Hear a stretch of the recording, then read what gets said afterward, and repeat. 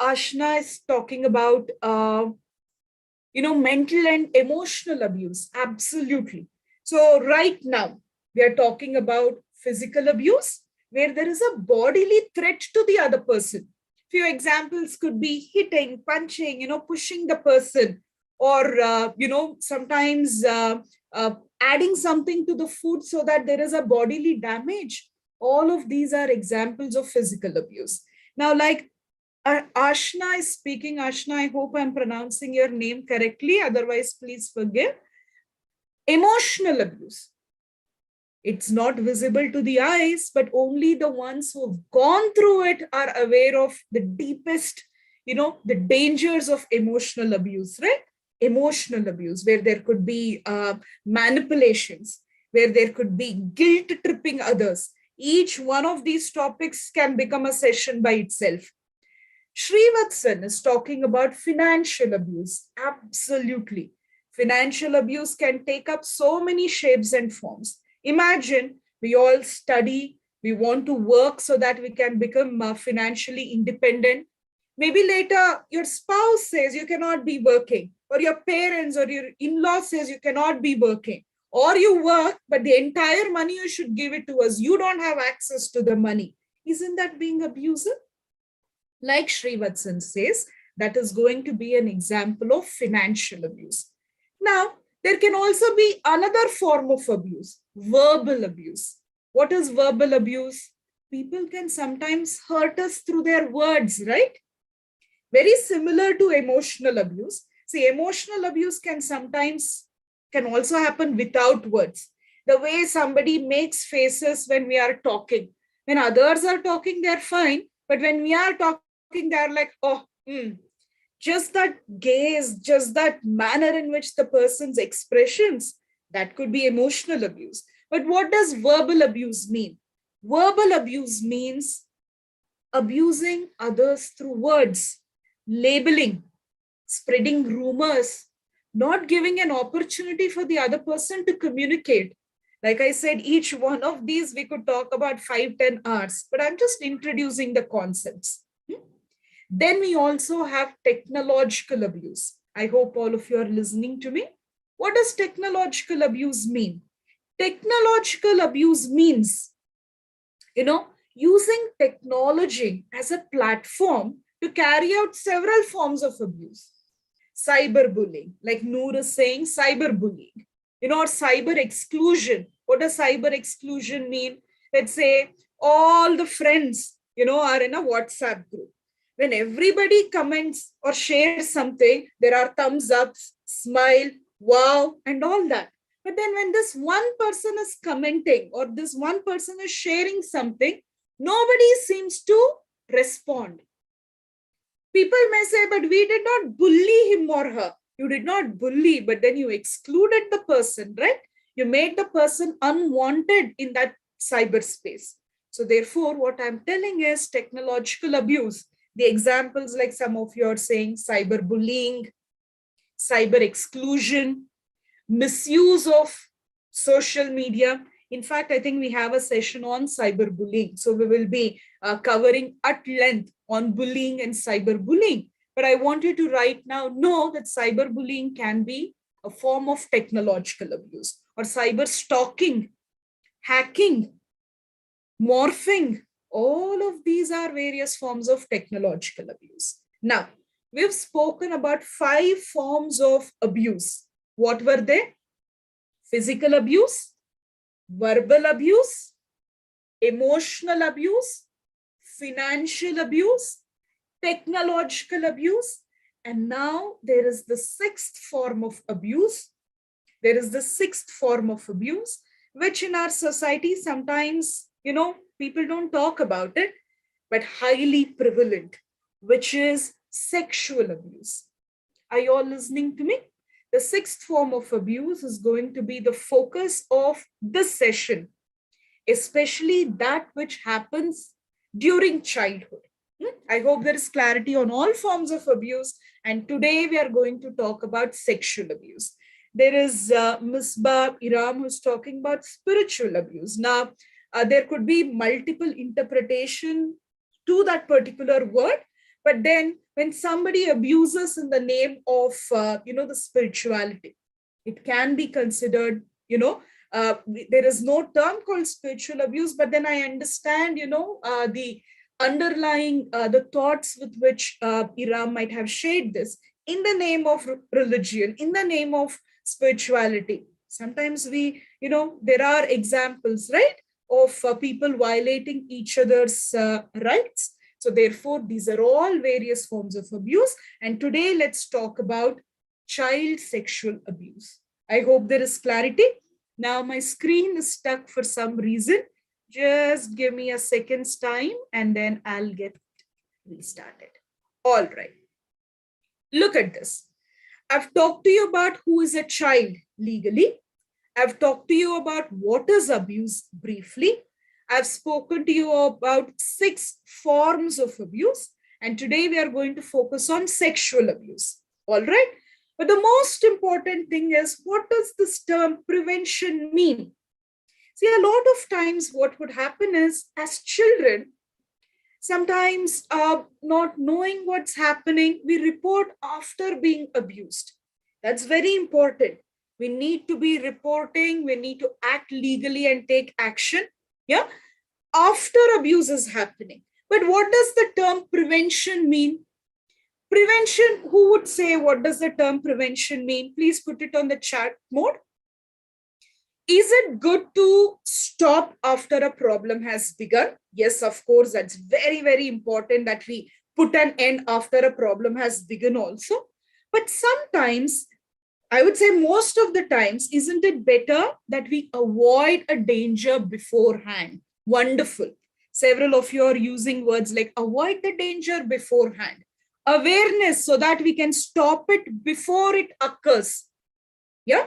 Ansil, prevention is avoiding or stopping before it occurs. Can we avoid the danger beforehand? So that's also something that's equally important, perhaps even more. So today we will also talk about what needs to be done, or how can we equip ourselves in order to stop sexual abuse before it occurs. And what is the key? Somebody used the most important word here. Awareness is the key. Awareness is the key. And this session is exactly that, an awareness session on prevention of child sexual abuse. Now, quickly look at this. There are 3 levels of prevention. This is not just for the interactors, but also the other Rotarians who have joined this particular session. There is primary level of prevention, secondary level, and tertiary level. Let me first talk about tertiary level. What does tertiary level of prevention mean? Tertiary level of prevention means, unfortunately, child sexual abuse has already occurred. Now we are going to act in a way that it's not going to occur from now onwards. Sometimes I tell this with a lot of, sadness and sometimes even, anger. Sometimes a child tells somebody who he or she trusts that I am being abused. Somebody close to the child will say, keep quiet, it's not abuse. Don't go to that place. That means what? We did not even help the child at the tertiary level. Isn't it sad and unfortunate? Tertiary level means what? Stopping abuse after abuse has already occurred. We need to stop it. Secondary abuse means sometimes some children are more vulnerable than the rest. Any child could become a victim. See, children who are part of the session, my attempt is not to scare you all. My attempt is to empower you all by engaging. All right. But there are some children who could be far more vulnerable. Who could those children be? Sometimes children, whose parents don't listen to them, or, orphans, or children who don't have protection, or children who are intellectually, there is certain concern. All of those children are a little bit more vulnerable. That does not mean others cannot be abused, can be. But whenever we work with kids who cannot see, let's say visually impaired, auditorily challenged, they cannot even talk, no? If a child cannot even talk, how will the child complain that, look, I am being troubled? So when we work with such kids who are far more vulnerable. Vulnerable means the risk is high when we are working at the secondary level. But my fundamental work is in the level of primary level of prevention. What does primary level of prevention means? We need to be talking about child sexual abuse to everybody. Students, teachers, parents, doctors. In the year 2019, I traveled to all the 29 states. Back then, there were 29 states. Now there are 28 states. 29 states I traveled, and then we conducted several hundreds of programs. Police officers, doctors, nurses, journalists, very similar to this group. No, there are students also, there are parents, there are community workers, there are doctors. When we talk about child sexual abuse at large, then that is going to be primary level of prevention. Primary level of prevention means what? Stopping abuse before it occurs. Isn't it important? It's very, very important. I hope there is clarity. So interactors, Rotarians, all our efforts, right? It should be at all these three levels. Just like how today we are focusing on primary prevention, let us also focus on secondary and tertiary prevention. Now my slide keeps getting stuck, unfortunately. Now let me go to the third slide. Look at this. This is the most important. In our country, we talk about what every time there is a session on child sexual abuse in your schools or in your colleges. What do we talk about usually? There is this one very popular concept, right? What's that? ST, UT, or GT, BT. What's that? I'm giving you clue. What's that? Usually, most of the sessions are on this particular. What's that? I'm sure you might have attended several sessions. Good touch, bad touch, safe touch, unsafe touch. Yeah, I think Sumana Swami is sharing that. Good touch, bad touch, or unsafe touch, safe touch. Good. But now I'm going to share certain instances. Now you should put on the chat mode whether this is child sexual abuse or not. If you think what I'm sharing is child sexual abuse, put a yes. Okay. If you think no, this is not child sexual abuse, put a no. All right. Now let's say a child is bathing. Somebody looks at the child who is bathing through a window. There is no touch. Nobody is touching the child, but they are looking at a child who's changing clothes or, bathing. Is that child sexual abuse according to you all? Good. That's a unanimous yes. Excellent. Remember, there was no bad touch. All right. The next one. Let's say here is a small child, 6-year-old. An abuser is telling a child, come, I'll show you something. Come, I'll show you something on my laptop. And all of you are old here. All of you are adolescents. So let me not shy away in using certain, words. Is forcing this child to see certain, content that is inappropriate for the child to see. Maybe there are people without clothes or engaging in sexual activity. Here is an abuser not touching the kid, but then is saying you need to watch it. Is this child sexual abuse? A unanimous yes, absolutely. Or somebody is walking on the street. We all know how songs are in our country, right? Certain songs, the lyrics is so bad, it's downright humiliating, it's vulgar. Here are few people looking at that person walking. They are telling that song loudly, they are singing the song, they are whistling. Is this child sexual abuse? Yes. Was there bad touch? There was no bad touch. Yet, here is a group which believes it is child sexual abuse. Or there is an abuser who is telling, you stand here for a child. You stand here and just look at my body. And then this person is exposing the genitals. Can this abuser say, but I did not touch the child? Is this child sexual abuse? Absolutely yes, right? So students, everybody in this particular group, I want you to be please aware of how we need to go beyond good touch and bad touch. Yes, bad touch, abusive touch is child sexual abuse, but that does not mean that's the only form of abuse, right? Because sometimes I can give you examples. I was in, I think this was Nagaland, Dimapur, in one of the schools. I asked, all the children. I asked the children, if somebody looks at you when you're bathing, is that child sexual abuse?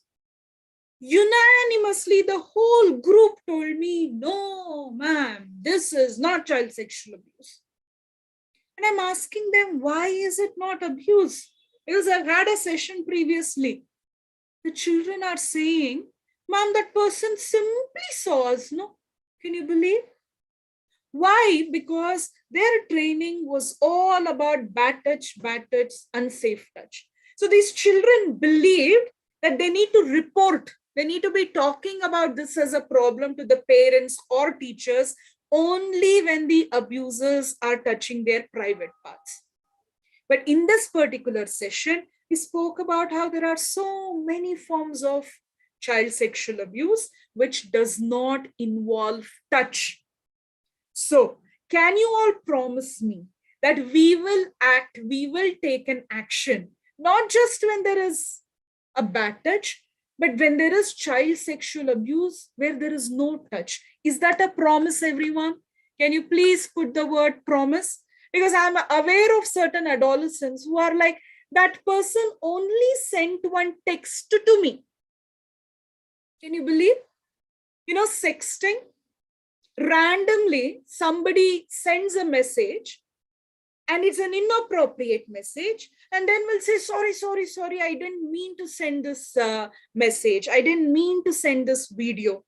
I'm aware of several adolescents, teenagers who are like, maybe by chance. But is that not child sexual abuse? Sending inappropriate text messages or talking in a sexually explicit manner. All of this is child sexual abuse. And I want you to please report it. Now, everybody, everyone, God forbid, that we will all be safe. We will be safe. But in an event that somebody troubles us, we should be taking non-contact forms of abuse. That means child sexual abuse without touch, just as seriously as contact-based abuse. And I'm so glad all of you are promising me, and I hope we act on it. Now, today you are empowered, right? You need to empower somebody younger than you, your friends. It's absolutely essential. Now, what am I saying? As I said, my wish is that we'll never be in a trouble. But in the event that somebody is up to some, abuse, right? We will inform 3 trusted adults, not one, because what if that one person does not help us? Please inform 3 trusted adults so that we are increasing the chance of us receiving help. I hope there is clarity. So therefore, child sexual abuse can be broadly classified into contact form, non-contact form. Contact form means where there is touch. It could be from, touching our, private parts to more intense forms of sexual abuse. All of you are aware of the word rape, right? All of this is contact forms of abuse. But non-contact form of sexual abuse means talking in a sexually abusive, exploitative manner, or, forcing, persuading a child to see something inappropriate, sending a message that is inappropriate. That is also sexual abuse. And this classification is coming from stopitnow.com. All right. I hope you remember, what we are discussing. Now, I want to ask you all, what are some of the most common forms of myth. What are some of the most common myths that are there in our country or in the world that we live on child sexual abuse? What do you think? What are some of the myths? Can you put it on the chat mode? What are some of the myths? You understand myths, right? A wrong opinion. I'll give you an example of a myth that is there in our country. Many boys think that boys don't get abused in our country. No, statistically, boys sometimes are getting just as sexually abused as girls. So there is no gender difference that only girls are getting abused, boys are not getting abused. No, it's a myth. What are the other myths? As I said, the other myth is there is always touch in sexual abuse. There need not be any touch in child sexual abuse. Please put it on the chat mode. What according to you are some other myths? Myths means wrong ideas. I have seen in some regions, children believe that women can't be abusers. It hurts. But we've come across several women cases where women have been abusers. Yeah. Look at Noor. There is a myth. Actually, that's right myth. Right, Noor, what you're saying. It is sexual abuse only if the abuser is of the opposite gender. Sometimes, yes, but it need not always be the case. Are you all listening to what Noor Ayman is saying? Sometimes abuse can also happen in same-sex gender. A woman could be abusing another girl, a male could be, abusing another boy. So to think that child sexual abuse only happens when the abuser and the child is of the opposite gender, that's a myth. Bhavani. Thank you so much, Bhavani, for talking about this myth. Look at this myth. Wearing small clothes causes sexual abuse. Oh my God. Sometimes there are cases where 1-year-old child, 2-year-old children are getting sexually abused. Can we tell these kids wore smaller clothes and therefore sexual abuse happened? Isn't it unfortunate? It's a myth. It's a myth to believe that, clothes are, this is victim shaming. Thanks for bringing that up. That's an erroneous idea. It's taking away responsibility from the abuser. What are the other myths? Please put it on the chat mode. The other myth that there is very, very prevalent in our country is talking about abuse will be traumatic. No, the way we talk about abuse, that can traumatize a child, but asking a child to keep quiet, or you children, if you believe that, no, if I tell, God knows what would happen. See, now I'll tell you something, all of you, a part of Rotary Club, doing such phenomenal job. I want you to please know that abusers, right, they thrive on silence. What does that mean? Thriving means what? The more we keep quiet about sexual abuse as a society, abusers will become empowered, right? An abuser will think, I can abuse a child. This child won't say anything. Let me abuse. But the moment a child says, it should not have happened to me, you've abused me, I'm going to report it. That's an empowered child. And when adults are willing to support such a child, that's going to be an empowered society. So we should not keep quiet. It's a myth that keeping quiet will solve the problem. Isn't that a myth? Has any time keeping quiet ever solved a problem? Never, right? Keeping quiet has never solved the problem. Instead, it has created even more problem. So I think several of you are of the opinion that there is a myth in our country that the kind of clothes that somebody wears, that makes the abuser act. Like I said, 1-year-old is getting abused. Are we telling the child wore small clothes and therefore the abuser like some of you are saying using the word attracted? Isn't it unfortunate? So therefore, let's not equate dress with abusive behavior. That's a crime. Whereas the choice of dress is your right. Yeah? We will dress responsibly the way we think it's responsible enough. Yeah. So there is an individual right, and what we wear cannot be determining somebody's criminal intent and behavior. All right. Now, several of you are giving me more myths. Yes. Several of you are saying the more we keep quiet, abuse happens more. Yeah. So telling somebody that keep quiet, abuse will stop, it's a myth. What else? You know what is the other myth? To think that abusers will look in a particular manner. Sometimes when I'm asking children, how do you think children abusers will look? You know the kind of things children say? This person will be tall, they'll have a mole, red eyes. These are how villains in, the movies are, the made. But abusers can look like anybody. They could look like me, they could look like anybody out there. So the moment somebody thinks abusers look like this, that means we are falling to the trap, the myth of stereotype. So therefore, these are the myths that we really need to be very, very careful about. Any other myths that you think I have missed out? You know, the other myth is, sometimes I've heard this. Here is a child telling that, look, that person abused me. The society is like, but that person does not look like an abuser. What does that mean? What does this look like an abuser? Anybody can be an abuser. A well-educated person can be an abuser. You know, so somebody who's rich could be an abuser. Anybody could be an abuser. So if that is the behavior, we need to condemn it. We need to report it, irrespective of who they are. Neha has sent a direct message to me. That's an excellent point, Neha. Thank you so much for reminding. Look at this. You cannot get abused by people that are known to you. The myth of all myths. Sometimes when I go to school, right?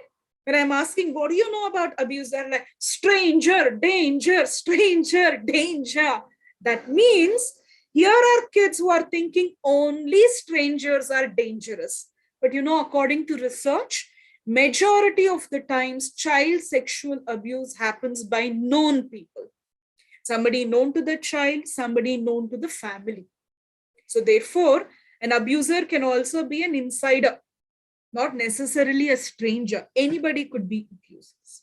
So first and foremost, therefore, I hope I have bust the myths of who could be an abuser. Are you all okay with this, everyone? I'm sure we live in a country where there are even more myths than what we have discussed today. But preliminarily, with people around you, I want you to talk about how these are myths. Are you all okay with this? Now, let me move on to the next topic. Why do you think? Okay, let me ask you this question. Now, if God forbid, but just as an example, if 100 kids are sexually getting abused, how many children are likely to tell a parent that mom, dad, or a teacher, I am abused? Will 100 on 100 tell? Students, what do you think? 100 on 100 will not say. Give me some rough number. Hardly 10. Hardly 10, 3 to 5. Can you believe? Here are a group of adolescents and, some parents who are of the opinion that if 100 children are getting abused, what sort of a society is it when you think some of you are telling 3 to 5, 10 children are talking about it? We have a law in our country called the POCSO Act, Protection of Children from Sexual Offences Act, that got passed in the year 2012, almost 9 years ago. There is a law, but the law will come in handy only when we know that children are abused, right? Now, if you are telling me that 5 children out of 100 are going to tell, what happens to the other 95 then? What happens? They're afraid to inform. They're afraid that it will make them look weak. They're afraid. Should we be afraid? Like we discussed, abusers thrive on our silence. they prey on our weakness. If anybody must be embarrassed, if anybody must be insulted, humiliated, who should be humiliated with their action? The abuser must be humiliated, right? But it's sometimes a society where the humiliation is experienced by the victim. Isn't it sad? All of you adolescents here are empowered enough to understand that we need to talk and we need to shame the abuser, not the victim, right? So there are no official statistics, but my hunch, when I'm saying my hunch, looking at how cases are getting reported, maximum 20%. But several of you are telling 3%, 5%. What's happening to the other 97% of kids there? Now, therefore, let's talk about why children do not speak about abuse. Can we do that? Yeah, let me not spend a lot of time on this, but I think it's important because you could be a lot more empowered than somebody else. So you become aware of it and you need to start speaking to somebody who's even younger than you or your peer group. Look at this. Some reasons why children don't reveal about being abused is there could be threats from the abuser or they are holding it as a secret, or there might be a fear of being removed from home. Like all of you said, there is victim shaming, but I'm challenging this perception here. Who must be ashamed of their behavior? I want to listen to you all. Please put it. Who must be ashamed of their behavior? The abuser, right? But unfortunately, in certain communities, shame is brought upon the victim. Can you and me, can we take a pledge that we will never shame the victim and please talk about it? Like several of you are saying, children are sometimes convinced, threatened by the abusers to not inform. That could also be one of the reason. Fear of getting removed from the home or fear of not being believed. Very sad, right? Therefore, I'm saying don't rely on one person. Please don't rely on one person. Please speak to at least 3 trusted adults. Somebody on the chat mode had earlier asked me, what if nobody is around? My trusted people are not around. Please call 1098. This is the child helpline number. When I've traveled across the country in several states, we've also conducted programs with the child helpline, workers. Like I think in Goa, we've conducted Jharkhand, in Jammu, several of them have attended. I can tell it to you with certainty that it's one of the most reliable of all numbers. There hasn't been a single time when I've asked an organization to call 1098 and they have not been able to reach out to them. So 1098 is the child helpline number. It's a toll-free number. So when you do not have any trusted adults to inform, please call 1098. Sometimes, because you're attending this session, 1098, and you tell an adult, the adult don't know who to call, what to call. You tell them, please call 1098, because it's important that we report so an action can be initiated. All right.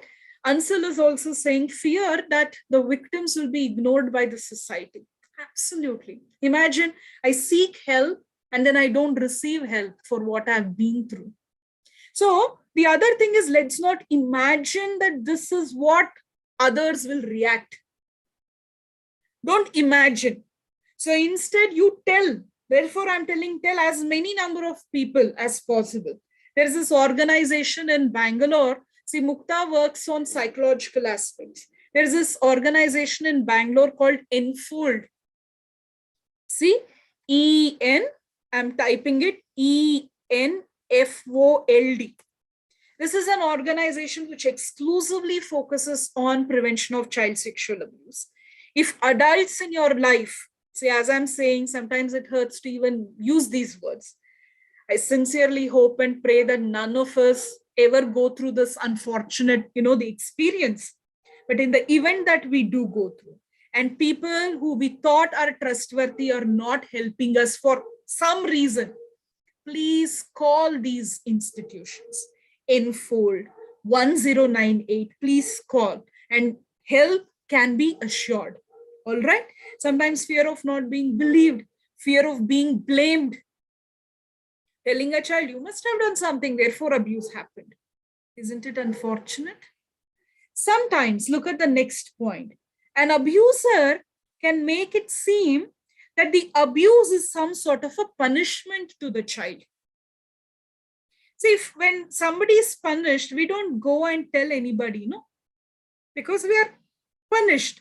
An abuser can make it seem like, look, I'm punishing you, but they're not punishing, they're abusing. But they may make it seem like, it's a punishment. And therefore, a child may keep quiet. Let us never do that. Any other reason why a child may keep quiet? Sometimes, very, very young children may not even have the language ability. You and I can speak, right? But imagine when abuse is happening to a 3-year-old child, what can a child tell? So sometimes children don't speak because they don't know how to say. Noor, very good, Noor. She's thinking, an opinion that sometimes children don't talk about abuse, thinking it's too late to share. Thinking it's too late to share. Share nevertheless. I know when abuse happens, it could be very, very difficult to cope with it. So some time might get lost. But then it's never too late. Please, please talk about it. So the abuser knows that they cannot take a child for granted. Now, what would other people think if I express my situation? Absolutely. Let us not mind read. Let us not mind read. See, imagine if Rotary can organize an event like this. You can inform some Rotarian, no, that you trust. True. Sometimes parents don't know what to do. Teachers don't know what to do. They should know, but they don't know. Then you please talk to somebody else that you trust. If you have my number, you could inform me. If you know any other Rotarian that you know will stand up for the right of a child, you could inform them. 1098 you can call. So don't think that if I tell, they will not do anything. Maybe in other situations they didn't help you, but maybe in this situation they may help you. So please inform more the number of people. Yeah, better. Sometimes we might also be afraid that, sometimes without knowing that it is going to take the shape and form of an abuse, sometimes children might have accepted gifts. Some gift might be taken. Now the abuser is like, but that day you took a gift. Today, if I am touching you, I'm doing this. Why are you angry? They can do anything. So therefore, these are some of the reasons why children find it difficult to, speak about abuse. Sometimes somebody that we know could be going through abuse, and they might not be talking about it because of these reasons. Can you empower them? See, what is the title of this program series? Engage to empower. I am engaging with you with the hope that you will be empowered. Now, can you engage with your acquaintances, your friends, your teachers, your relatives, your parents, your brothers, sisters? Can you engage with them to empower them? That's equally important, right? Can we do that? Yeah, because otherwise you listen, we are empowered. But that's not how the society is going to change for better, right? I can tell you, when I was your age, nobody uttered the word abuse. Abuse itself, they didn't talk. Sexual abuse was like a taboo. Sexual abuse? You see, this is 20, 30 years ago. Nobody uttered this word. But today, because more and more people are conducting these training programs, like Rotary Spandana Bangalore is organizing events. At least we've come to a place where we can dialogue. So a lot of efforts from all of us is needed. And only then a society will change for better. We need not address thousands of people. If you could empower one and that person could empower one, isn't that like a chain reaction? Do not miss an opportunity to engage others to empower them. All right. Now, I'm talking to you about one other concept. Yeah. And this is something that I want you to pay close attention to. This concept is called grooming. What is this concept? Grooming. I'll share a story. Okay, I'm going to share a story. And I hope you will be able to grasp what I mean by grooming using this particular example, a story. This is, let's say, somebody, a 14-year-old boy, maybe living in a hostel. I'm sharing this to just let you all know how grooming takes place and what is grooming. There is a 14-year-old, all right? Maybe he's living in a hostel.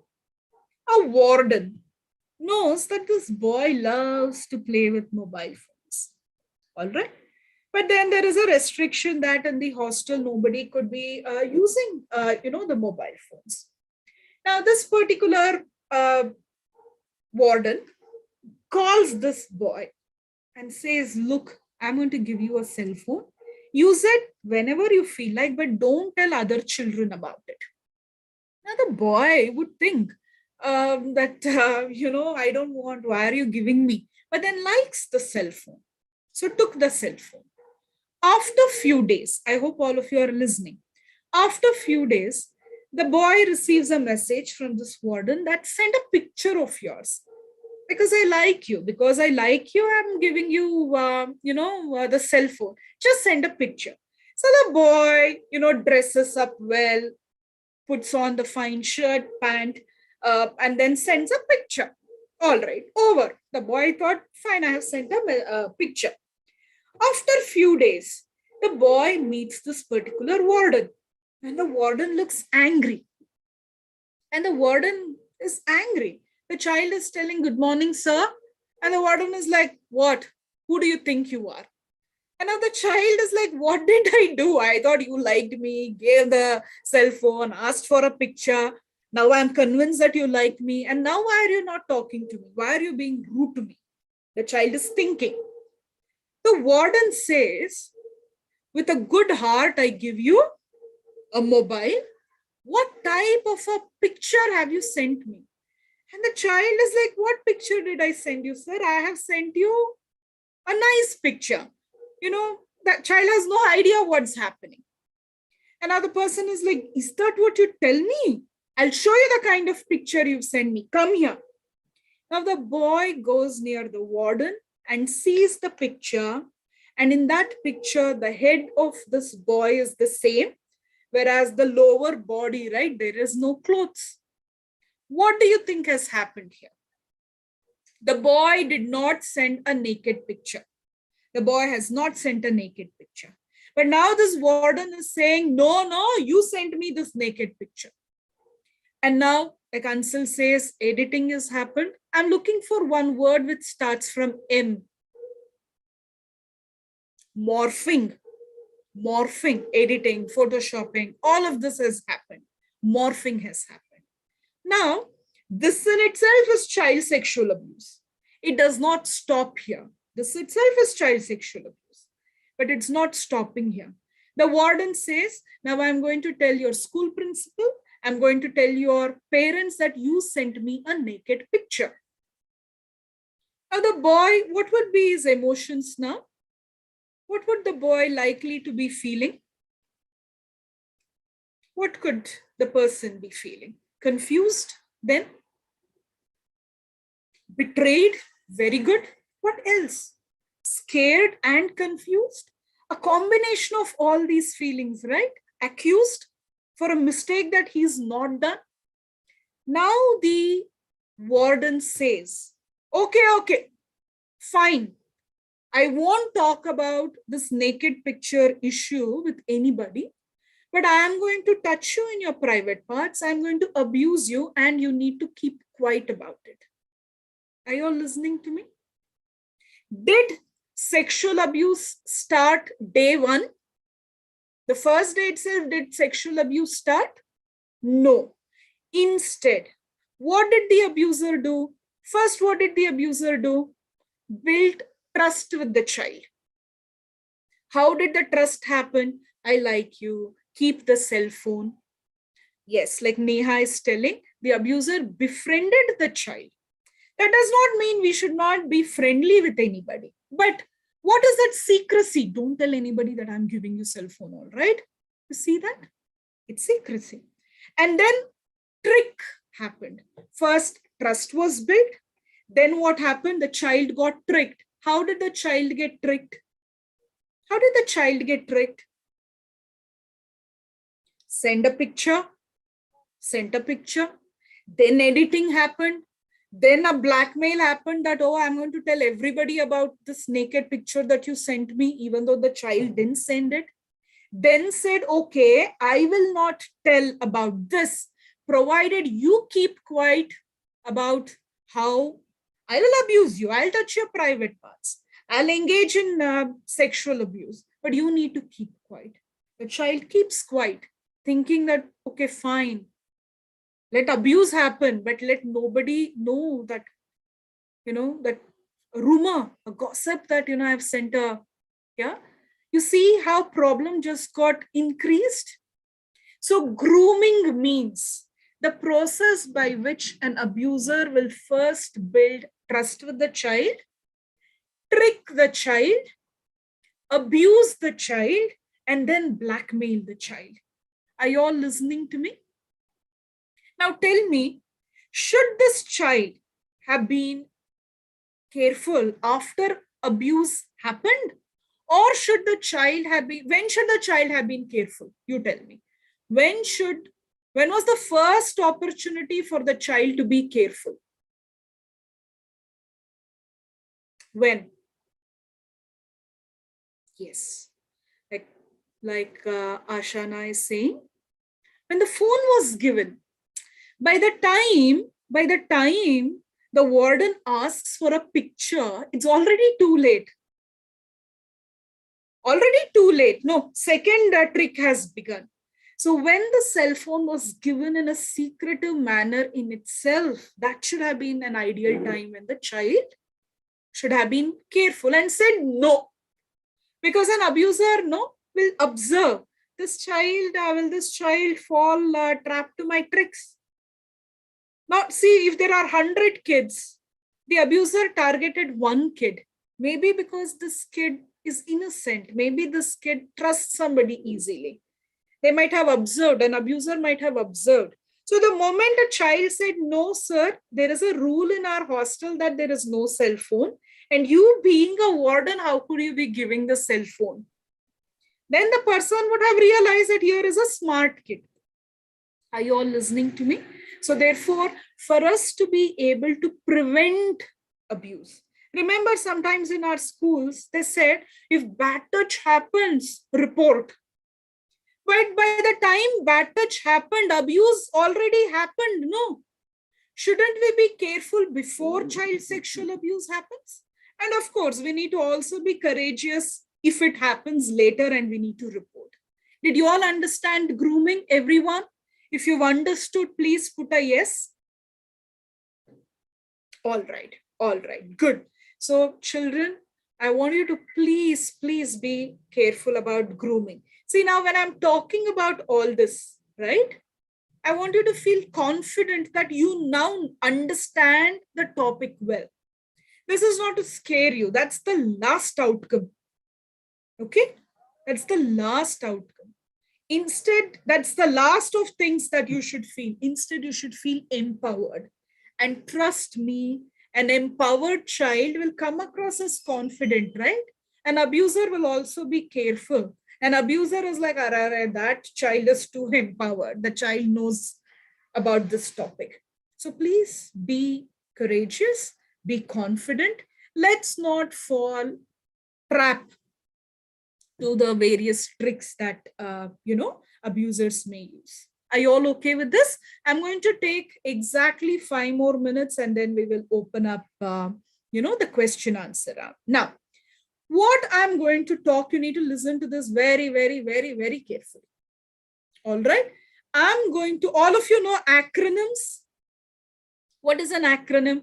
That each letter will stand for a particular word, right? I have come up with an acronym for you to remember about types of child sexual abuse and various grooming techniques that abusers may use. All right. And this acronym is called Safety Guide. How many letters are there in Safety Guide? Count and tell me. Put it on the chat mode. How many alphabets? 11. So I'm going to talk to you about 11. Listen to me. I'm going to talk to you about 11 clues. Somebody said we need to be cautious. Somebody said in the chat mode, we need to be cautious. Absolutely. But how? Under what circumstances should be cautious? Because I don't want you to, step out or be at your home feeling scared. But we need to be cautious. All right. So we need not get too scared of corona, but we need to be cautious. Similarly, about abuse, don't get worked up, especially parents who are listening. All of you are lucky, huh? Only 1 hour, 15 minute session. Sometimes I've conducted 40 hours of session on this topic only. There's so much to know, all of you. It's a brief lesson, but an important lesson for you to become empowered. All right. I'm now going to talk about 11 clues using Safety Guide. Using Safety Guide. The first letter, what's the first letter? S, right? S stands for secret caution. S stands for what? Secret caution. One of the most common behaviors among abusers is maintaining secret. See, I'll meet you, don't tell anybody. I'll give you a gift, don't tell anybody. Did this warden in this example give the gift to this child in front of everyone? Adults can give children gift, isn't it? With a good heart, when people give gifts to children, with a good heart, they will not tell, please don't talk about this to anybody. No? So we can possibly understand an abuser's mindset by how much secrecy they want to maintain. See, if there is nothing wrong with the behavior, why will an abuser say, please don't tell about me meeting you to your parents. Please don't tell about me texting you to your friend. That means they're maintaining secrecy, right? Giving a gift, keep quiet. What I'm talking to you, keep quiet. We meeting, keep quiet. The moment an adult goes on asking a child, keep quiet, keep quiet, keep quiet. Now that in itself should give you an indication that something is wrong. See, this is not abuse yet, but this could be the foundation, right? This is the foundation. So the first clue is anybody trying to maintain too much secrecy. That's the first. What's the next letter? What's the next letter in Safety Guide? A. A. Good. A stands for abusive touch. A stands for abusive touch. You know what is abuse? See, sometimes children are getting afraid of any touch. To shake hand, bad touch maybe. Somebody says good. We need not be afraid of all touch. There are people who love us, who wish us good. They may bless us by touching. They may hug us because they like us. All of that is not bad touch. But what we need to be cautious about is abusive touch. What is abusive touch? One is if somebody touches our private parts. Which are the private parts? How many private parts are there in our body? Come on. Basic revision. First standard lesson, we are now revising. No, Joshika, not 3. I saw you. 4. Lips, chest area. All right. Then the pelvic region, genitals, and the bum. But tell me, Can somebody touch our tummy in a secretive manner? With this logic, then it's okay. It's not private part which got touched. No, right? Any touch that is making you uncomfortable, or somebody, you might not even think of this person to be abusive, but you notice that this person does not touch you in the presence of your parents. But when the parents are not there, or somebody who's taking care of you is not there, then they're touching. Then also we need to be careful, right? Isn't it an abusive, secretive touch? If somebody means good, they will be like that in front of everybody. But just because they're touching us in front of everybody does not mean it can be unabusive. If you feel uncomfortable, even when somebody is touching in front of your parents or teachers, even then it is your right to say, can I please request you to not touch me, please? Yeah. No, ma'am, I don't like being touched. Please take your hands off. Be gentle but firm, because we don't know whether they have an abusive intent or not. But you are uncomfortable. But if you are uncomfortable, it is your right to say, I'm sorry, I don't like hugging. That's fine. Are you all okay? A stands for abusive touch. What's the next letter? F. F stands for fear caution. Fear. It has happened. In certain schools, teachers have been sexually abusive. Imagine telling a child, I'll abuse you. If you talk about it, I'll fail you in the exam. You see, they're creating fear, right? So what I'm telling all of you is, if somebody is creating fear in you, saying, that will happen, I'll harm you, others, keep quiet about it. We need not keep quiet about it. Fear caution. So the moment somebody is breeding fear, use it as a clue to report. Report to your trustworthy adults, or report to 1098, or get in touch with organizations. Are you all okay with fear caution? What's the next letter? You should tell me. What's the next letter? E. E. Very good.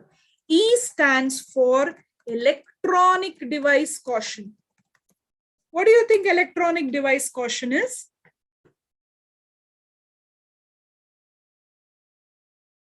What is electronic device caution? No, you're telling me electronic devices, computers, that phone, this phone, tab, TV. But what do you think I'm asking you all to be cautious about?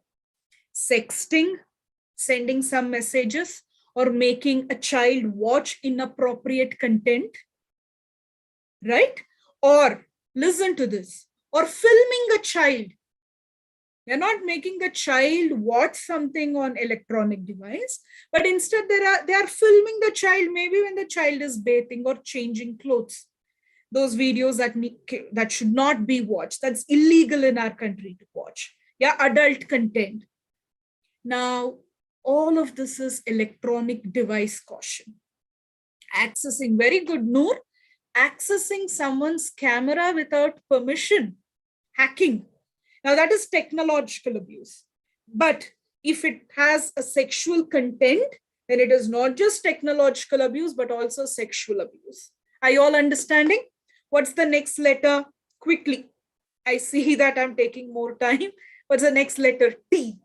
T stands for, listen, T stands for trap caution. Trap. Trap caution. What is trap caution?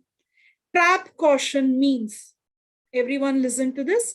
Trap caution means physically trapping the child, locking the child, or pulling the child and then holding the child, physical trap. But there can also be emotional trap. Emotional trap, remember that example? But I gave you that cell phone. Can't you send me one picture? That day I helped you. I'm just touching you. Can't you keep quiet? Emotional traps. Physical or emotional traps. Please inform 3 trusted adults, or minimum 3, maximum as many as you feel. It's important for you to receive help. The next one. What's the next letter? In safety, what's the next letter? Why? Now, this is, you need to listen to me carefully. Many of my colleagues said, ma'am, this is difficult for children to understand, but I don't believe it's difficult for you to understand. I'll explain it to you in simple words. Your intuition. What does intuition mean? Adults, children, whoever participating here. Very good. Neha has sent a message saying gut feeling. What are the other ideas? Intuition means what else? Some sixth sense, no? That first thought. That person has not abused. That person has not touched inappropriately or anything. But the way that person gives out that vibe, no, that, vibes, right? When I was growing up, we didn't have that word. We didn't know what vibes were. But I see that a lot of youngsters today say that vibe only is not right. You are all more empowered than how we were as kids. Yeah. Vibes or that feeling, that gut feeling, that instinct tells. See, just because our instinct tells this person, I don't know, I'm afraid, it's not that you can go lodge complaint. POCSO case we cannot put. But it's your right to be away from that person. No, it's your right to tell your parents and teachers and mommy, it's fine, mom, but that uncle, the way he sees me, it's not okay. Please don't ask me to. Your intuition, trust your intuition. When something seems not right, say, I mean, this is not against dating or anything, but I have seen a lot of cases of dating violence. Youngsters, 8th standard, 9th standard, 10th standard, 12th, they're dating. And they know that this person that I'm in a relationship with, very dominating, does not allow me to study. Your intuition tells this relationship is not okay. But there are so many who will not listen to the intuition, no? And they're like, my friends are in a relationship, so let me continue. All that I'm saying is, listen to your intuition. If discomfort is real, what should you do? Solve it, speak to the other person and resolve it. I'm not saying quit relationship or anything. Then you'll say this man does not understand what we go through. Resolve it if it is healthy. But if you think it's getting unhealthy, listen to your intuition. Abusive relationships are just as toxic as sexual abuse that I'm talking to you all. All right, so that's your intuition. I hope all of you remember what I'm talking. Are you all remembering? See, this is what I'm talking about. See, this is a copyrighted content. I want you to know, talk about it, but you may have to tell the person that it's copyrighted with Mukta Foundation. All right, look at this. Safety, guide. G stands for gift caution. What do you think gift caution is? Giving gifts in a secretive manner, giving inappropriate gifts. Can you give me an example of what could be an inappropriate gift? Students, what could be an inappropriate gift? I know of a person, right? Adult, okay? She was very good, Neha. Neha, this is exactly what I was about to say. Neha says, gifting a child undergarments. They're not our parents. Birthday, giving undergarments and saying, don't tell it to anybody. Isn't it an inappropriate gift? So when somebody gives gifts in a secretive manner, inappropriate gifts, let us consider it to be a clue to be safe. And please report free trusted adults. Report it to 1098. There's nothing wrong. All right. The next one, guide. U stands for undress caution. What is undress caution? Somebody forces a child to undress, remove the clothes, or is removing the clothes in front of the child. Why? I know in some homes, poverty, there are no rooms. Such things can happen. I mean, see, we are privileged. We have access to laptops and phones to listen to this program means at least we're not in an extremely poor condition. But there are families where there are rooms. That's one thing, even then we could say a child, turn that side, removing clothes, that's fine. But if somebody removes clothes in front of a child or asks the child to remove clothes, it can be a clue for us to know that, yeah, this is abuse that's happening. I, the next letter is isolate. What does isolation mean? What does isolation mean, participants? Separation, isn't it? A lot of times, abusers may try to separate the child from their dear ones. Can you come and meet me there? Tell me when your parents are not there. Can you come and meet me there? When your parents are not there, don't talk to that friend. She's not good. You see what they're doing? They may try to physically separate, physically isolate, or emotionally separate so that they can abuse, and then you will not have anybody to support you. All right. I is for isolate. The next letter is D. D stands for dirty talk. Dirty talk, it's talking in a sexually exploitative manner, talking about the body parts in a sexually exploitative, explicit manner, over the phone talking in a sexually abusive manner.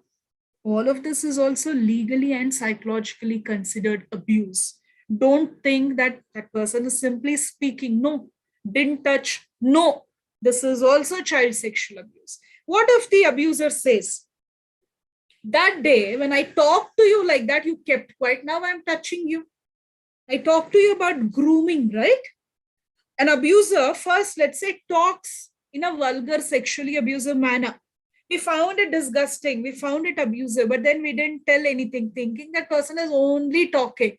Later, the person tries to touch and abuse you. And then you're like, stop it. And the person says, but that day when I was talking to you like that, you were keeping quiet. You see, they're grooming, they're tricking, inducing guilt so that they can escape. So please do not fall such traps. All right. The next letter is E, eyes caution. What does eyes caution mean? Making a child watch something inappropriate, or looking at the child when the child is bathing, or asking the child to see them when they are bathing or engaging in sexual activity. All of this is child sexual abuse. So therefore, all the participants, whether you are below 18 or above 18, please know that these are some of the clues that you could remember, and then please report it. Please report it and be cautious. Are you all okay with this? So I want you to know I'm going to end my talk here, and maybe for a few minutes I can take some questions. I want you to please know that there is a law in our country called POCSO law. There is a law in our country called POCSO, POCSO, Protection of Children from Sexual Offences Act. Now, according to this particular act, adults, when you know about that this child has experienced child sexual abuse, you need to report it. And one of the best ways to report it is please call 1098, and they will further guide you towards what needs to be done. All right. Now, I want you to please know there is something called aggravated offense. I don't want to make it technical, but remember, aggravated offense means somebody who is in a position to safeguard a child, somebody who should be safeguarding the child, or somebody that the child may naturally trust, like, parents, teachers, army officers, people in religious life. These are people that the child will naturally trust. When they turn out to be the abusers, the punishment doubles. The punishment is severe. And somebody is not abusing, but then supports the abuser, motivates the abuser, or knows and keeps quiet about it. This is called abetment. That is also a crime. So therefore, if you worry that a child is sexually abused, or know that the child is sexually abused, please call 1098. It works 24/7. And that's the least we could do as the first step. Yeah, please call 1098. Ashana is asking me, can you repeat the law? I'm typing it there. It's called POCSO Act, Protection of Children from Sexual Offences Act, got passed in 2012. You know what needs to be done? Look at those micro ideas, and if anything has been your experience, I hope not, please inform 3 trusted adults. If they are not available, call 1098 or get in touch with one of the organizations such as the one that I am part of. All right, so I'll stop here. Thank you so much for throughout being participative. This almost felt like I was listening to you all through your chat comments and then opinions and questions. Now, if you have any further questions, I'll be very happy to answer. All right. So please, over to the moderators. If there are any questions, I would be happy to take. Thanks, everyone. I hope the only feeling that I want you to go out with is that feeling of empowerment. And can I take a promise from all of you that you will also empower others? Can you please drop a yes if you take a pledge to empower others? Wonderful. Yeah. Thank you so much for that yes. And I trust you all. I trust your intent to empower yourself and others. Yeah. Thank you so much. Thanks a lot. Thanks everyone for listening and then being so interactive. Thank you. Yes, sir. Yes, ma'am. Any questions, you can either raise your hand or put it in the chat box. Yeah, there is one question, Yes, which is, what is the abuser, after knowing that the victim has reported about the abuse, accuses the victim of things they have not committed apart from sexual activity, so that people do not believe the victim and side with the abuser? Okay. See now, I mean, I'm not a legal expert, yeah, but being in this field, from what I understand, is the law is child friendly. Are you all listening to me? POCSO law is definitely child friendly. You know, the moment you register a complaint, all actions will be taken to safeguard you. All actions will be taken to safeguard you. And see, people cannot just accuse, no? An abuser cannot just accuse that the child did. A child is a minor. Abuser is an adult. Who should be more responsible? Let's say the child has taken a gift. The abuser might say, but the child took gift. Array, the child took gift because a child trusted you. The child maybe got tricked. That is no reason to say the child is guilty. No, it's the responsibility of the adults to protect children, right? We are called children for a reason, because we believe in adults. So therefore, do not worry about the kind of accusations that the abuser can make. That should not be the reason why you think, or if the abuser will tell so many things against me, what will happen? No, don't overthink.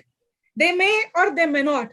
Ultimately, the responsibility of abuse falls on the adult who is an abuser, not on the child.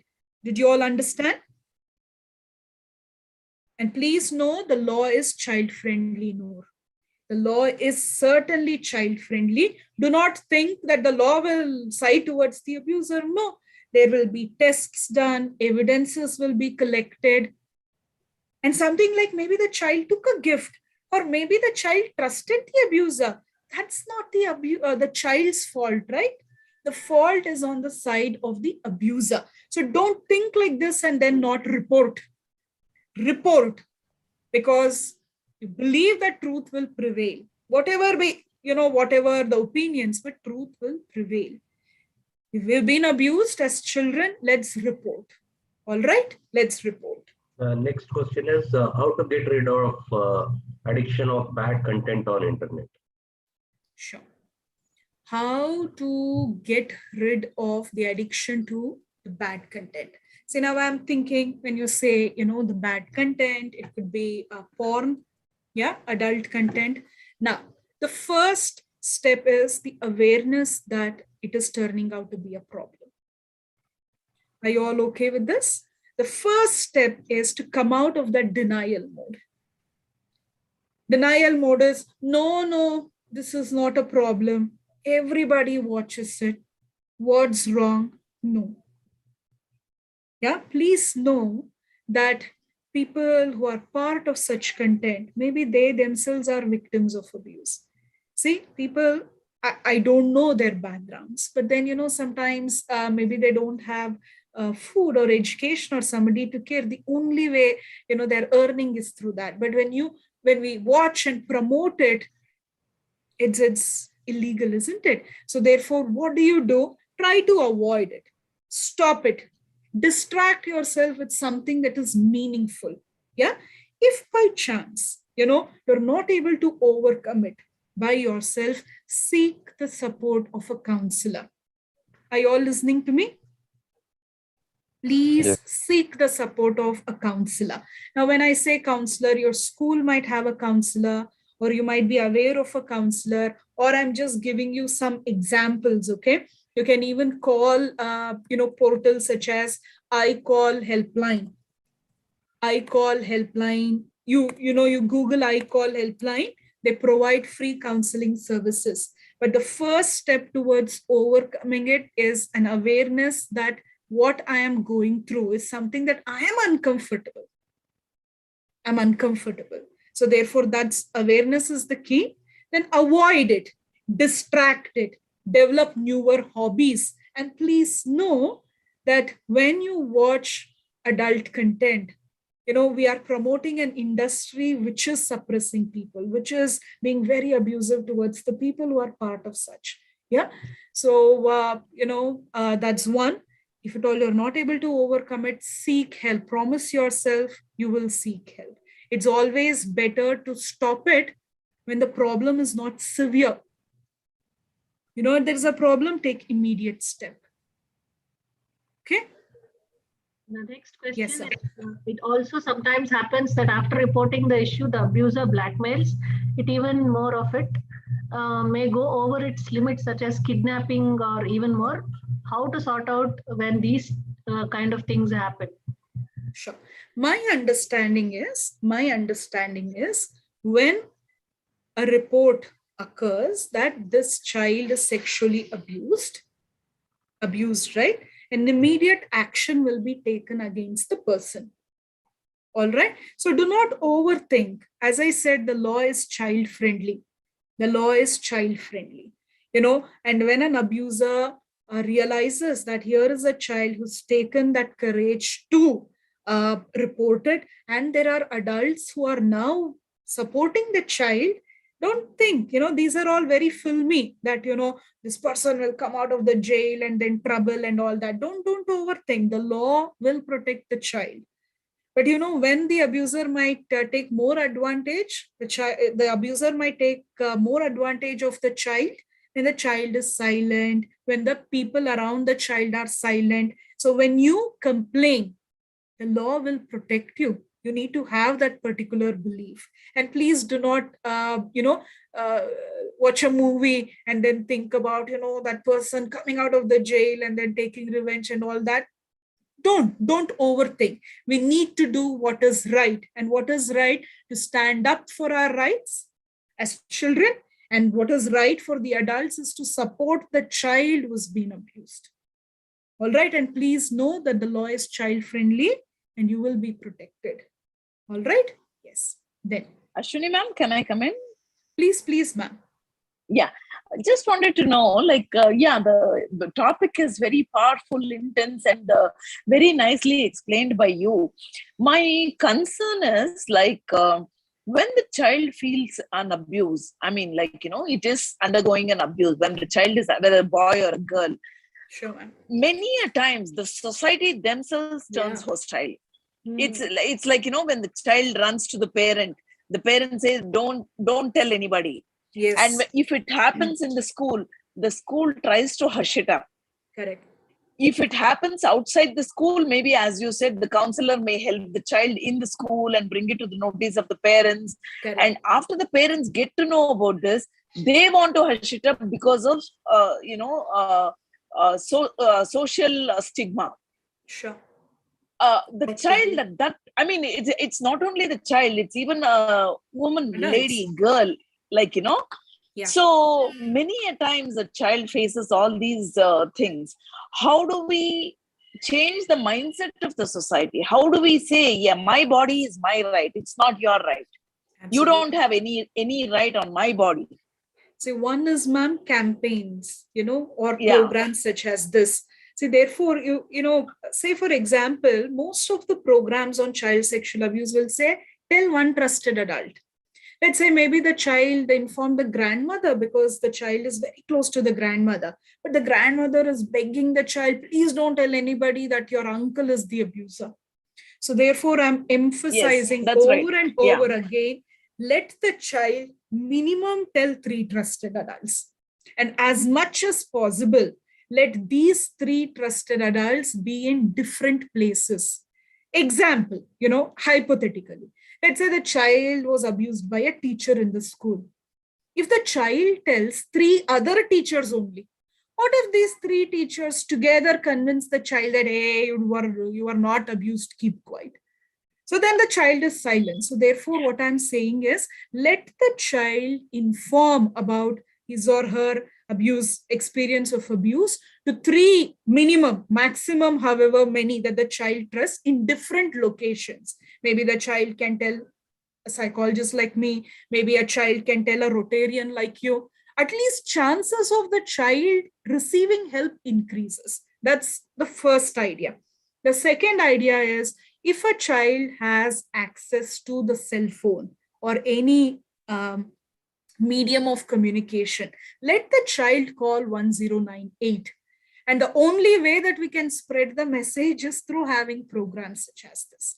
Now, like you also pointed out, collectively as a society, we need to be empowered. Sometimes, at Mukta, we've said in a school that, for the principal, if you get the management, teachers, parents, and students, everybody for the program, we will not charge you a penny. But if you only say, only train our children, not parents, not teachers, not the management, then you please pay a certain fee. Why are we doing this? Because sometimes children are empowered, parents are not empowered. Teachers are empowered in a school, but the management itself is not sensitive to the cause. So therefore, a community-based approach is needed to work on this cause. Well, that's the only way out. 10 years ago, we had to beg and plead organization for topics such as this. But today, they are more receptive. Certainly, the receptivity is higher. So the more we speak, the more, the community will be empowered. That's the only way out. That's the only way out. Speak, dialogue, revise. So all of us must take a pledge that if I am empowered on this topic, I better be empowering the larger community. That'd be okay, ma'am? Any other questions? One more question. What if the child is threatened by the abuser, that they will hurt the family members or something? So true. I mean, let's face it, these are real concerns, right? There could be a threat. You need to be smart. Yeah, there could be a threat. So therefore, please call 1098, because then you also would get legal support. No, please call 1098. Sometimes our parents may not be that empowered like you are. I've heard parents saying, only one time it happened. No, let's not make it an issue. Can you believe? Abuse happened only one time. No. So you want it to happen 10 times before you wake up to the reality of the trauma. Do we say the same thing to accidents? You only had accident one time. No, don't go to a hospital. Isn't it sad? So therefore, let's acknowledge that there might be threats to a child. Let's not blame a child. There are times when a child opens up after 1 year, 3 months, maybe, and then the parents are like, why didn't you tell me day one? Right? It's not that easy. It's not that easy. We know as adults when we are, when we have fought with our spouse or something, it's not easy to open up and talk. And the child, like several of you are telling, the child is traumatized. Now, finally, when the child is reporting, please do not re-traumatize the child. We can have another separate session for all the adults wherein we could discuss if a child is not opening up and telling us, there can also be several warning signs that the child is abused. There are 25 warning signs that we have listed out at Mukta Foundation. We can have another dialogue on that. Imagine a child who was studying suddenly stops studying.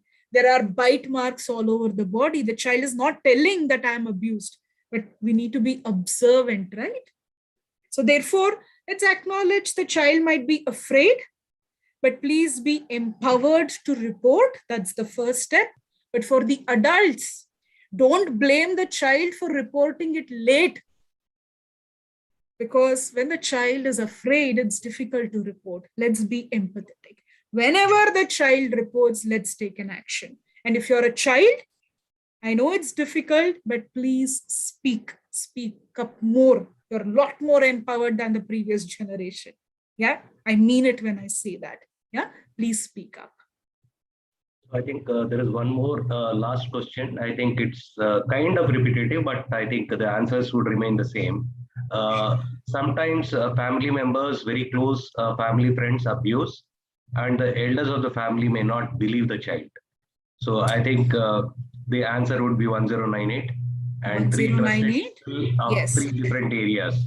Yes. So Sunita Sham, I think it's same. I think we need to go by those two clear content which Ashwini Madam gave. 3 different place trusted people, not only family member, it can be a external, it can be a teacher, it can be external friend, it can be family member 1. So I would say catch hold of Rotarians, ma'am, just saying. I wanted to catch. It's a responsible, sensitive, empathetic group. If you feel my mummy does not listen, somebody else, somebody else you've seen in programs, they're active, there is nothing wrong, because we need to create a society that's safe. I know I'm telling it like this, but in fact, we are ready to pitch in, ma'am. Yes, that's so right. See, thanks, ma'am. Thank you so much, because that's true, right? I've met children who are like, ma'am, if I tell my mother, no, my mother will start crying. It's fine. You don't feel like telling her. But do you have somebody else in your mind who might support you? Go tell. It's okay. Yeah, we all have the right for protection, and self-protection is a skill, and let's get empowered by that skill. Yeah. Madam, my question to you is actually that, see, how do we have such volunteers? See, because everybody are not intended. I understand 1098 is 24/7, but sometimes, we as Rotarians, if we want to be volunteering for this cause, where children can approach us for help or something like that. Is there any specific trainings which we can undergo? Yes, yes.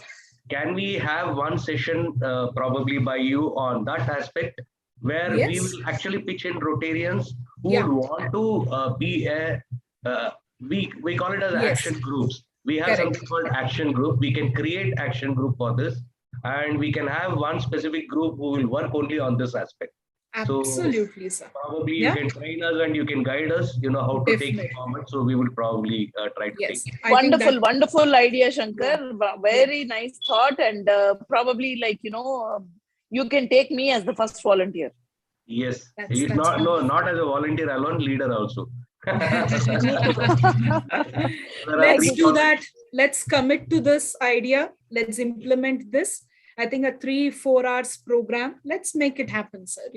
A group of the Rotarians who are empowered to take, support the child, psychologically, legally. Yeah, we can do that. Definitely. I'll take this as a lead, and I will see how to actually take this into the next level, madam. Because let's do that. This is my second session with you. I think if we don't act now, I think by only awareness alone is not enough. So we also have to be joining and spreading and action. Yes, let's do that. I think the questions have stopped. So I would only request DIR Joshika, if you have anything to say, please come forward. Joshika. Umesh, DICC Umesh, you are there? You can unmute and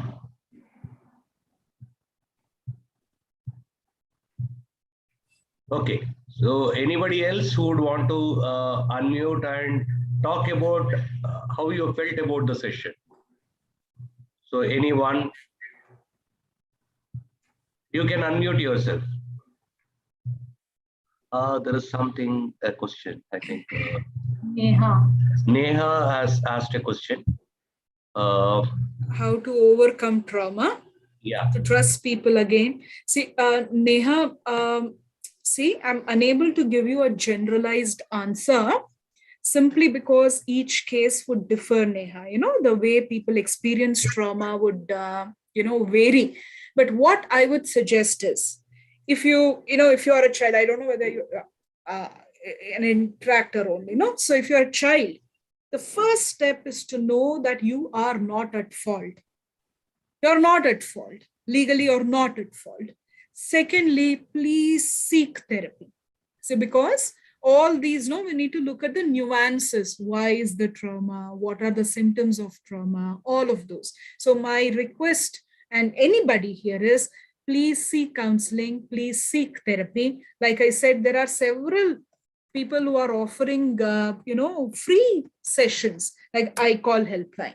We too had an emotional distress helpline, and then right now, we're not running it, but then you could also approach us, and then we will also connect you to the right resources. Seek therapy, because in therapy, right, they can customize the way you need to be supported, or any child need to be supported. Seek counseling. Yeah, Joshika, can we just hear about the topic, about impression about the whole content as Interact DIR? Yeah, you can unmute yourself. Sure. Thank you so much. First of all, thank you so much, Ashwini ma'am, for taking time. It's always a pleasure for our interactors to have you every single month together to learn something very new and very important in our life today. It's very essential to be learned by the age kids of us. So I really think it's a privilege to have you, and every month to learn something very interesting and very important for us. So I hope to see you for the next few sessions also, and empower us even more better in the next session. And we always look forward as interactors, when will be the next Engage to Empower series. So what next we're going to learn new. So it's always a privilege to have you. Thank you so much, Ashwini ma'am. Thank you. Thank you so much for the organizers, Lavanya ma'am, Shankar sir, Jyoti ma'am, everybody. Yeah, thank you so much. Yeah, and also I think there is one more from Safaya, Alfonso madam. There is a comment, she is a coordinator. Every Wonderful. aspect of sexual abuse was touched upon with fineness and acronym. At the end was a good idea to engage the audience and engrave the information. Thank you, Alfonso madam. Thank you so much. Savita ma'am also. Thank you so much, ma'am, for your constant support. Thanks, Savita ma'am, and the rest. Yeah. Alfonso madam, if you are looking at a specific session for your school alone, we can actually plan. If any of the schools, if you want to engage entire students, please come forward. We would actually want to extend this to the schools, because those are the areas which are very, very much essential. So please definitely, sir. We'll talk to our principals and get back. Yeah, sure, madam. So hope with thank this you so much. We will come back next month, Friday, 4th week. So with one more new topic, we'll let you know the session on the topic very soon. Thank you so much, Ashwini madam, for making. And Savita, thank you very much for joining and being there for the entire session. Always a pleasure, Shankar. Thank you so much. And accepting to be the first volunteer for our next People of Action group. Thanks, Joshika, and all the people. Thank you very much. Thank you. Thank you, Lavanya ma'am. Thank you, Shankar sir. Thank you, Ashwini ma'am. Hope he is doing well. Yes, sir. Yes, he's definitely, recovering. I didn't want to ask in the beginning because that will take you to the different mood. I will ask you now. He's had certain health concerns, but prayers and wishes, and he's recovering. He's at home now. He's at home. Yes. Sir. Okay. Take care. Any help on any aspect, please get That's in touch very with us. kind. That's very kind. Thank you so much. Thank sir. you so much. You. Thank you, Joshika. Thank you, everyone. Thank you. Thank Thank you. you. Thank you, Ashwini ma'am. Bye-bye. Thank you. Thank you, ma'am. Thank you, ma'am. Thank you. Bye. Thank you. There's somebody very Thank you, ma'am. she was repeating the alphabets and all that. Somebody looked, much younger than most people. There was someone in the group, I think. Very young. Good.